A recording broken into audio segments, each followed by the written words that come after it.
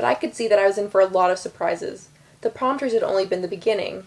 As we drove to the house, which was a good hour away from the airport, and not a quick hour either, with me wedged between Sleepy and Dopey, with Doc in the way back, perched on top of my luggage, still expounding on the glories of the New York City Transportation Authority, I began to realize that things were going to be different from what I was used to.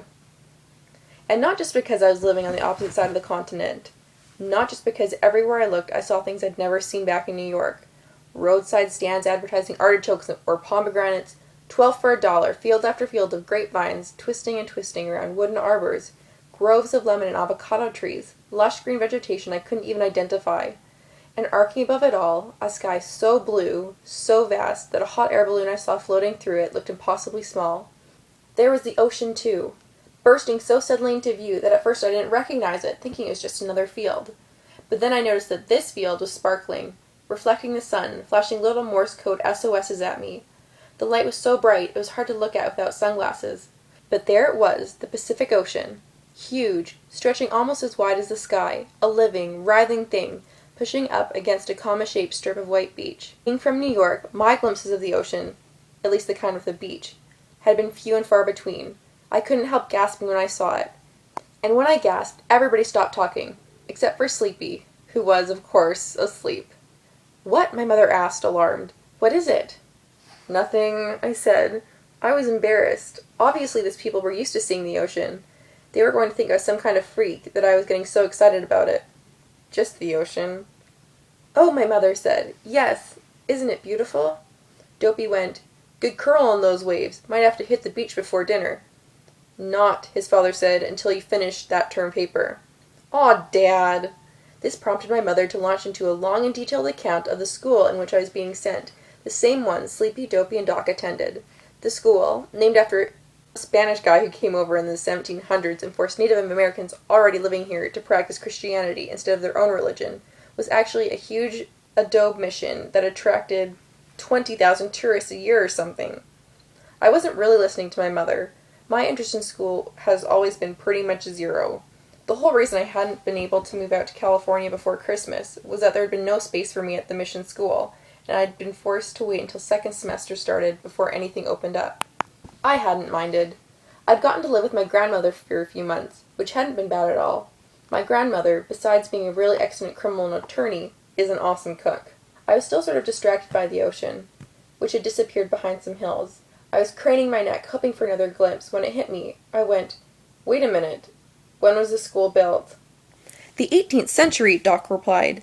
"The mission system, implemented by the Franciscans under the guidelines of the Catholic Church and the Spanish government, was set up not only to Christianize the Native Americans, but also to train them to become successful tradespeople in the new Spanish society. Originally, the mission served as a—" "18th century," I said, leaning forward. I was wedged between Sleepy and Dopey. Let me tell you, Gina hadn't mentioned a thing about how much room boys take up, which, when they're nearly 6 feet tall and in the 200-pound vicinity, is a lot. 18th century? My mother must have heard the panic in my voice, since she turned in her seat and said soothingly, "Now, Suze, we discussed this. I told you there's a year waiting list at Robert Louis Stevenson, and you told me that you didn't want to go to an all-girls school, so Sacred Heart is out. And Andy's heard some awful stories about the drug abuse and gang violence in the public schools around here. 18th century?" I could feel my heart pound as if I'd been running. "That's like 300 years old!" "I don't get it," Andy said. We were driving through the town of Carmel by the sea, all picturesque cottages, some with thatched roofs even, and beautiful little restaurants and art galleries. Andy had to drive carefully because the traffic was thick with people and cars with out-of-state licenses, and there weren't any stoplights, something that, for some reason, the natives took pride in. What's so bad, he wanted to know, about the 18th century? My mother said, without any inflection in her voice whatsoever, what I call her bad news voice, the one she uses on TV to report plane crashes and child murders. "Suze has never been very wild about old buildings." "Oh," Andy said, "then I guess she isn't going to like the house." I gripped the back of his headrest. "Why?" I demanded in a tight voice. "Why am I not going to like the house?" I saw why, of course, as soon as we pulled in. The house was huge and impossibly pretty, with Victorian-style turrets and a widow's walk. The whole works, and it was surrounded by big shady pine trees and sprawling flowering shrubs. 3 stories high, constructed entirely from wood, and not the horrible glass and steel or terracotta stuff the houses around it were made of. It was the loveliest, most tasteful house in the neighborhood. and I didn't want to step foot in it.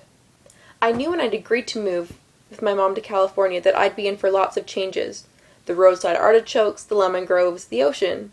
They were nothing really. The fact was, the biggest change was going to be sharing my mom with other people. In the decade since my father had died, it had been just the two of us. And I have to admit, I sort of liked it like that. In fact, if it hadn't been for the fact that Andy had made my mom so obviously happy, I would have put my foot down and said no way to the whole moving thing. But you couldn't even look at them together, Andy and my mom, and not be able to tell right away that they were completely gaga over each other. And what kind of daughter would I have been if I had said no to that? So I accepted Andy, and I accepted his 3 sons, and I accepted the fact that I was going to have to leave behind everything I had ever known and loved, my best friend, my grandmother, bagels, Soho, in order to give my mom the happiness she deserved. But I hadn't really considered the fact, for the first time in my life, I was going to have to live in a house. And not just any house either, but as Andy proudly told me as he was taking my bags from the car and thrusting them into his son's arms, a 19th century converted boarding house. Built in 1849, it had apparently had quite a little reputation in its day. Gunfights over card games and women had taken place in the front parlor. You could still see the bullet holes. In fact, Andy had framed one rather than filling it in. It was a bit morbid, he admitted, but interesting too. He bet we were living in the only house in Carmel Hills that had a 19th century bullet hole in it. Huh, I said. I bet that was true. My mother kept glancing in my direction as we climbed the many steps to the front porch. I knew she was nervous about what I was going to think. I was kind of irked at her, really, for not warning me. I guess I could understand why she hadn't, though. If she told me she had bought a house that was more than 100 years old, I wouldn't have moved out here. I would have stayed with Grandma until it came time for me to leave for college. Because my mom's right. I don't like old buildings. Although I saw, as old buildings went, this one was really something. When you stood on the front porch, you could see all of Carmel beneath you, the village, the valley, the beach, the sea. It was a breathtaking view, one that people would, and had, judging from the fanciness of the houses around ours, pay millions for. One that I shouldn't have resented, not in the least. And yet, when my mom said, "Come on, Suze, come see your room," I couldn't help shuddering a little. The house was as beautiful inside as it was outside, all shiny maple and cheerful blues and yellows. I recognized my mom's things, and that made me feel a little better. There was the pie safe she and I had bought on a weekend trip to Vermont. There were my baby pictures hanging on the wall in the living room, right alongside Sleepy Dopies and Docs. There were my mother's books in the built-in shelves in the den. Her plants, which she'd paid so exorbitant a price to have shipped because she'd been unable to bear parting with them, were everywhere, on wooden stands hanging in front of glass windows, perched on top of a newel post at the end of the stairs. But there were also things I didn't recognize.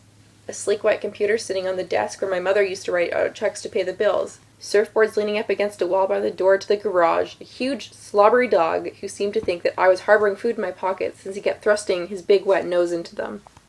These all seemed like obtrusively masculine things, foreign things in a life my mother and I had carved for ourselves. They were going to take some getting used to. My room was upstairs, just above the roof of the front porch.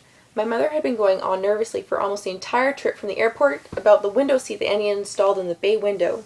The bay windows looked out over the same view as the porch, that sweeping vista that incorporated all of the peninsula. It was sweet of them, really, to give me such a nice room, the room with the best view in the whole house. And when I saw how much trouble they'd gone to make the room feel like home to me, or at least some excessively feminine phantom girl, not me, how Andy had put cream-colored wallpaper dotted with blue forget-me-nots all around the top of this intricate white wainscoting that lined the walls, how the same wallpaper covered the walls of my personal adjoining bathroom, how they'd bought me a new bed, a four-poster with a lace canopy, the kind my mother had always wanted for me and had evidently been unable to resist. I felt bad about how I'd acted in the car. I really did. I thought to myself as I walked around the room, okay, this isn't so bad. So far you're in the clear. Maybe it'll be alright. Maybe no one was ever unhappy in this house. Maybe all those people who got shot deserved it, until I turned toward the bay window and saw that somebody was already sitting on the window seat Andy had so lovingly made for me. Someone who was not related to me, or to Sleepy, Dopey, or Doc. I turned toward Andy to see if he noticed the intruder. He hadn't, even though he was right there, right in front of his face. My mother hadn't seen him either. All she saw was my face. I guess my expression must not have been the most pleasant, since her own voice fell, and she said with a sigh, "Oh, Suze, not again."